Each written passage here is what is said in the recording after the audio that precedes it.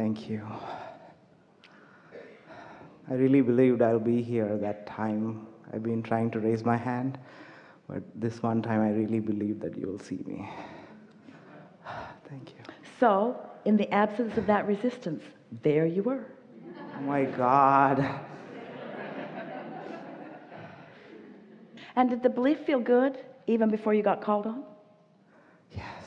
That's really what we're trying to get across here, isn't I actually closed my eyes and I knew it. Yeah. I have a very sensitive question, and I hope people won't hate me for this question, but And it is our desire that you get to the place that you don't care what they think.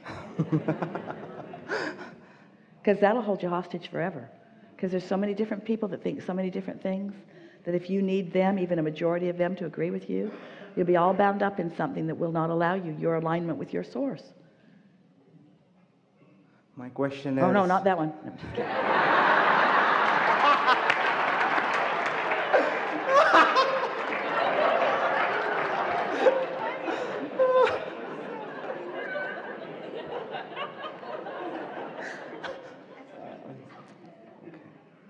I'm in this space where I really love animals and all beings, and it is really hard for me to see this world. I try to be conscious of creating experiences where I don't see a lot of violence, yet I have very good friends who do eat meat, and I want to love them unconditionally, and there's a lot of resistance in that. And I want to also understand a bigger question, which is, what is the purpose of evil and what is the purpose of good and bad?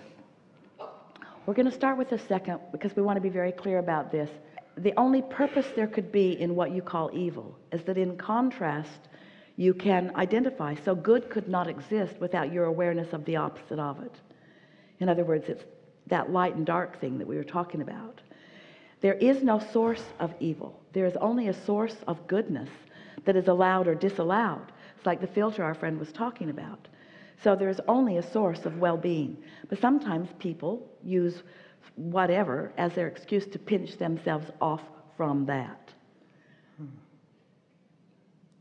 Now, those are words that we give to you with complete knowing whether you can receive them or not, given the way that you've been thinking about it. But we want you to understand that your inner being is always flowing well-being towards you, whether you are letting it in or not. And it is certainly understandable how, if someone isn't letting it in, that in the absence of something being let in that they want, that they would assume that there's something else that's being projected. But that is never, ever, ever the case. You don't walk around a room and look for a dark switch. There's not a switch that you flip that makes inky darkness come into the room. There is a switch that will resist the light, but there is not a switch that will flood darkness into the room. So the light is the source which can be allowed or not, and it is that way with all this that you're talking about.